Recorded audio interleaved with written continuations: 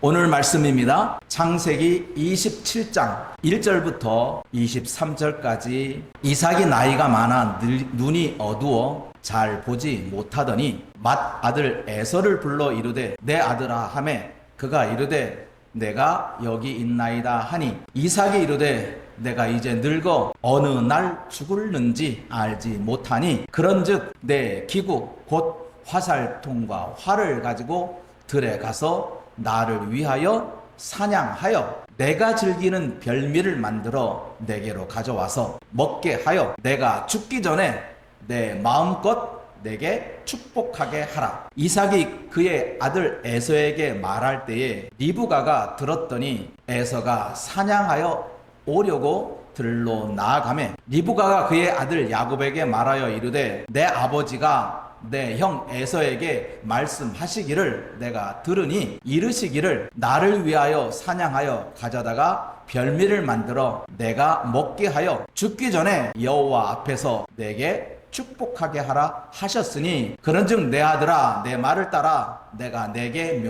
명하는 대로 염소 떼에 가서 거기서 좋은 염소 새끼 2마리를 내게로 가져오면 내가 그것으로 내 아버지를 위하여 그가 즐기시는 별미를 만들리니 내가 그것을 내 아버지께 가져다 드려서 그가 죽기 전에 내게 축복하기 위하여 잡수시게 하라. 야곱이 그 어머니 리브가에게 이르되 내 형 에서는 털이 많은 사람이요 나는 매끈매끈한 사람인즉 아버지께서 나를 만지실진데 내가 아버지의 눈에 속이는 자로 보일지라 복은 고사하고 저주를 받을까 하나이다. 어머니가 그에게 이르되 내 아들아 너의 저주는 내게로 돌리리니 내 말만 따르고 가서 가져오라. 그가 가서 끌어다가 어머니에게로 가져왔더니 그의 어머니가 그의 아버지가 즐기는 별미를 만들었더라. 리브가가 집 안 자기에게 있는 그의 맏아들 에서의 좋은 의복을 가져다가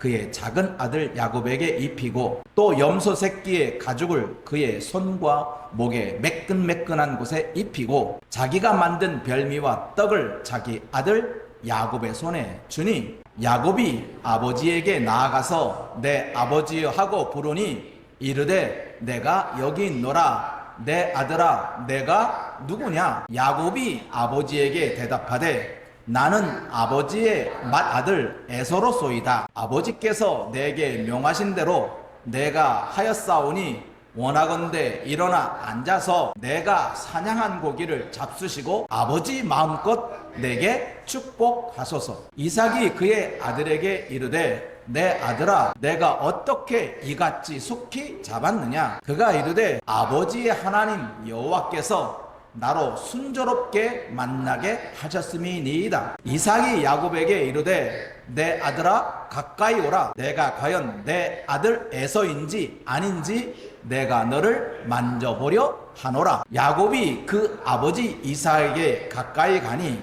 이삭이 만지며 이르되 음성은 야곱의 음성이나 손은 에서의 손이로다 하며 그의 손이 형 에서의 손과 같이 털이 있으므로 분별하지 못하고 축복하였더라.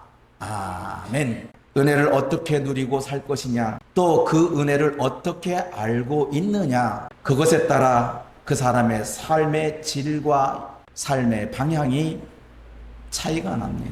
오늘은 축복을 받은 은혜, 누가 축복을 받았느냐? 그 축복을 아무나 받는 게 아닌데 그 축복을 받는 사람이 따로 있습니다. 오늘 이 시간 이 공간 안에 똑같이 앉아있는 여러분도 똑같은 시간 똑같은 내용으로 똑같이 앉아있지만 어떤 사람은 은혜를 넘치게 받는 사람도 있는가 반면 어떤 사람은 은혜가 은혜인 줄도 모르고 또 오늘은 뭐가 뭔지도 모르고 지나는 사람도 분명히 존재할 것으로 저는 알고 있습니다. 축복은 받는 자가 받는 겁니다. 오늘 에서와 야곱에 대한 이 축복이 과연 어떤 사람이 이 복을 받고 어떤 사람은 이 복을 받지 못하는지를 우리는 분명히 알게 될 것입니다. 에서가 먼저 나오고 뒤에 따라오는 자 야곱이라는 자가 형의 발꿈치를 잡고 태어났어요.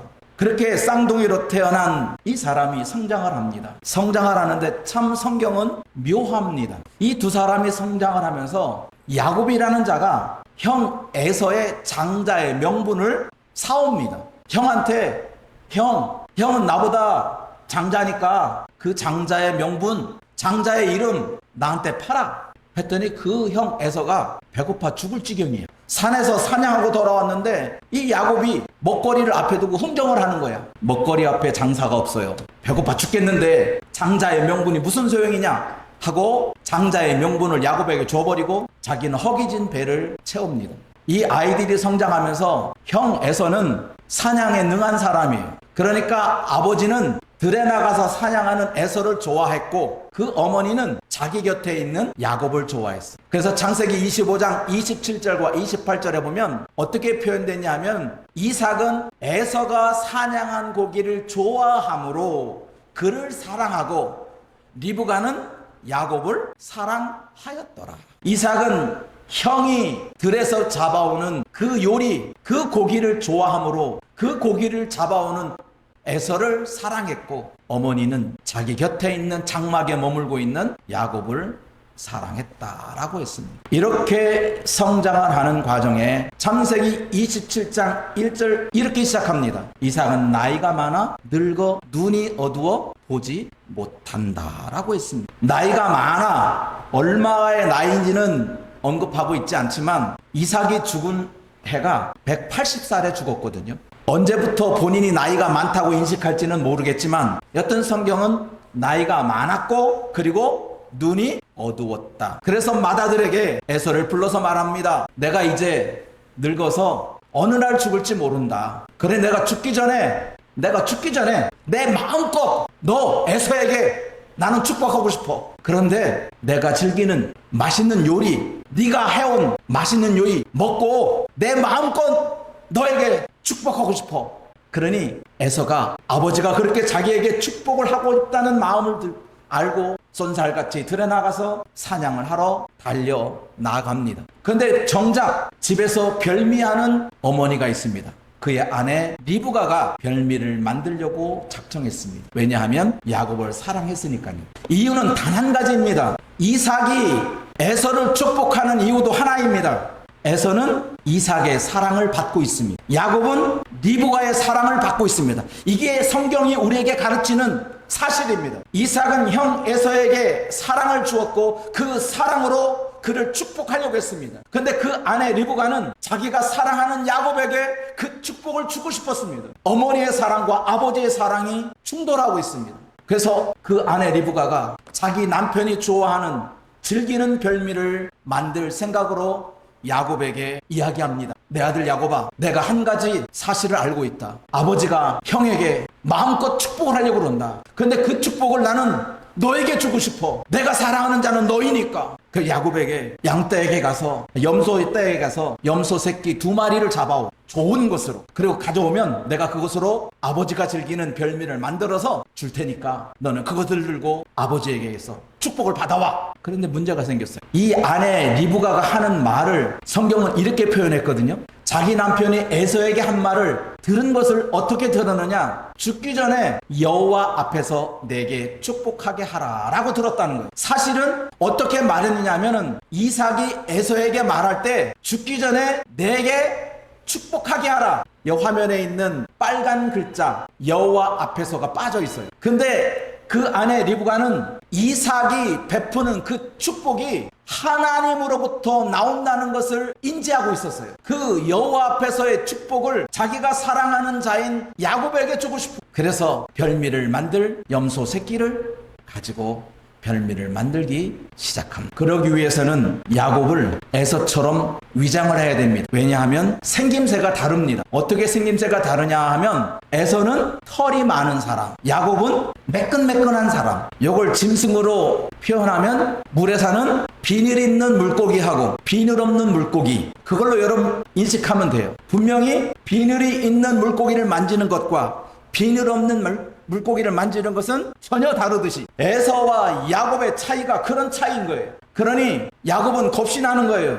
아니요, 엄마, 형과 나는 체질이 달라. 어떻게 아버지를 속일 수 있을까? 나는 매끈매끈하고 형은 털이 많은 사람인데 그게 걱정이었어요. 그러면서 엄마에게 이야기하는 겁니다. 엄마, 괜히 아버지 속이다가 복은 고사하고 저주받을 것이 뻔해. 형과 난 이렇게 차이가 나는데 어떻게 형의 축복을 내가 받아? 복은 고사하고 저주가 내게 올 거야. 그랬더니 엄마가 하는 말이, 아들아 걱정하지 마. 너한테 오는 저주는 내가 담당할게. 그러면 뭐예요? 너는 복만 받으라는 거예요. 이게 사랑이에요. 사랑하는 자는 절대 저주를 주지 못해요. 드라마에도 보면 진짜 사랑하는 사람이 있고 그 사랑하는 사람을 빼앗는 사람이 있어요. 그러면 누가 양보하죠? 진짜 사랑하는 사람이 양보해요. 그러면서 그러죠. 나는 당신을 사랑하기에 놓아준다. 그래요. 사랑하는 사람은 그 사람을 위해서 목숨이라도 내놓습니다. 목숨을 내놓는데 저주쯤이야? 그건 뭐 내가 1000배 만배라도 내가 저주를 받는다고 해도 내 사랑하는 자를 위해서라면 다 주겠다는 거예요. 그러니까 리브가는 그런 각오로 자기 사랑하는 아들 야곱을 떠밉니다. 걱정하지 마. 별미도 만들어줄 거고 내가 너를 형처럼 위장할 거야. 그래서 어떻게 위장하죠? 염소털을 가지고. 염소를 잡았으니까 염소 가죽이 나올 거 아니에요. 가죽을 손과 목에 미끈미끈한 곳을 감쌉니다. 그래서 야곱을 에서처럼 포장해서 위장을 해서 이삭 앞에 가게 합니다. 참 드라마틱한 장면이 여기서 나옵니다. 아버지와 가짜 에서인 야곱, 심장이 두근반 스근반하는 드라마틱한 장면입니다. 과연 에서가 맏아들인가 야곱이 맏아들인가? 맏아들이 누구냐 도대체? 그래서 이삭이 확인하는 겁니다. 네가 누구냐? 그랬더니 야곱이 하는 말이 뭐예요? 내가 에서입니다. 거짓말도 이런 거짓말 어디 있어? 아버지를 노골적으로 속입니다. 아버지도 그것을 알고 있어요. 그 아버지가 나중에 뭐라고 말해요? 음성은 야곱의 음성인데 손은 에서의 손이야. 귀와 손이 달라. 여러분의 이삭의 입장으로 가보세요. 지금 여러분 지금 드라마를 찍는데 여러분 지금 이삭의 입장이야? 분명히 귀는 뭐가요? 분명히 야곱의 음성인데 분명히 듣기는 야곱의 음성으로 들리는데 만져봤더니 털이 보송보송한 털이 부실부실한 에서의 손이. 퀴즈. 귀를 믿을래요? 손을 믿을래요? 에?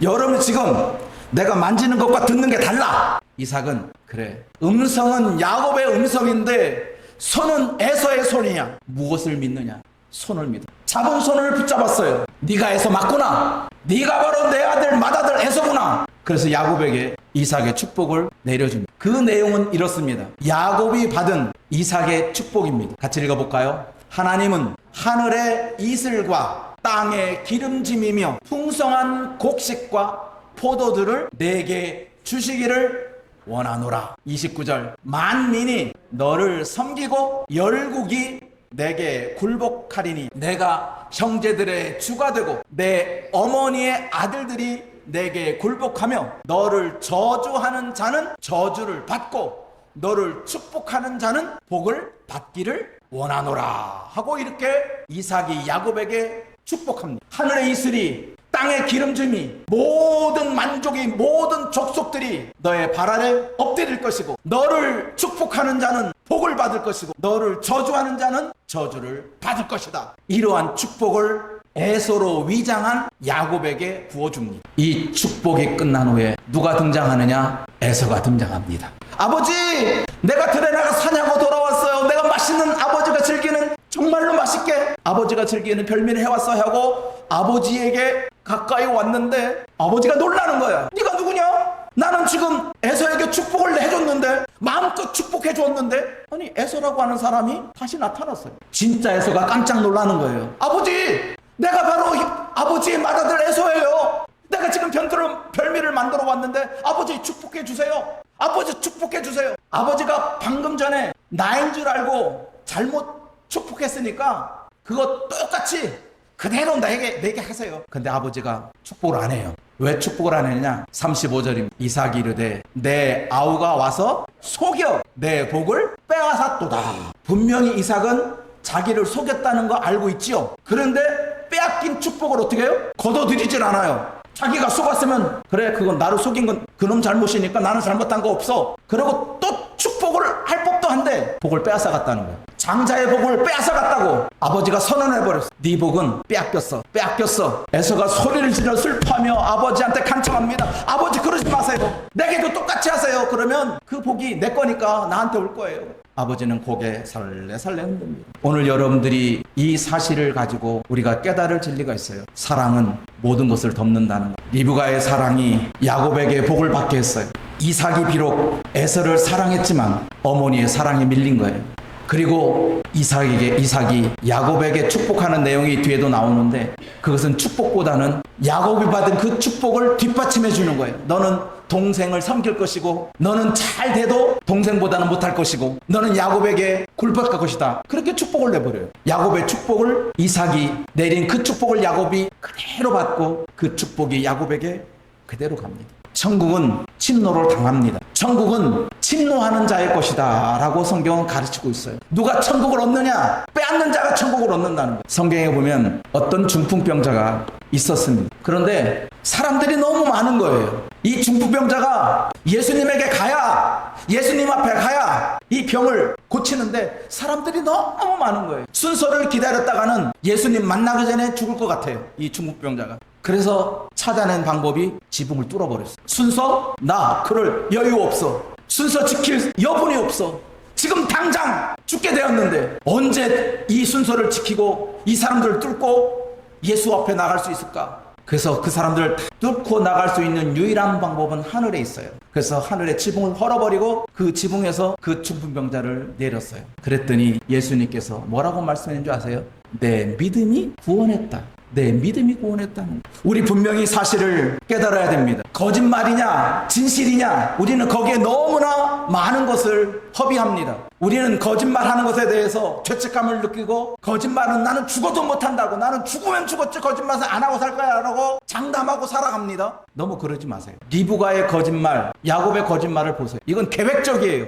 아버지를 속이려고 하는 노골적인 거짓이에요. 근데 그 거짓을 만들기 전에 사랑이라고 하는 엄청난 에너지가 있어요. 거짓을 왜 했느냐? 무엇 때문에 했느냐? 자기 욕심과 자기의 아집과 자기의 이권을 위해서 거짓을 말하는 게 아니에요. 세상은 자기 이권과 자기의 사리사욕 때문에 세상은 거짓말하지만 우리는 그런 거짓말이 아니에요. 하나님께서 내려는 그 복을 받기 위한 강한 열망이에요. 그것이 가능한 이유가 사랑이라고 하는 거예요. 이삭이 자기를 속인 사람에 대해서 관용하고, 자기를 속인 자기 아내와 자기 둘째 아들 야곱을 저주를 하지 않아요. 퍼붓지 않아요. 관용합니다. 왜냐하면 알고 있었거든요. 이것은 어머니의 사랑이라는 것을 이삭은 알고 있었어요. 그러니 그 사랑을 외면할 수 없었어요. 사랑을 위해서 거짓을 할 수 있다는 거예요. 그렇습니다. 사랑은 거짓말을 관용합니다. 우리가 하나님에 대한 사랑이 분명히 존재합니다. 우리는 사랑으로 인해서 사랑을 감싸야 됩니다. 다른 사람의 허물을, 나는 저 사람의 허물이 있는 건 사실 그대로 말하는 거야. 나는 거짓을 조금도 말할 수 없으니까 있는 사실만을 말한다고 하면서 그 사람의 허물을 들추어낸다면,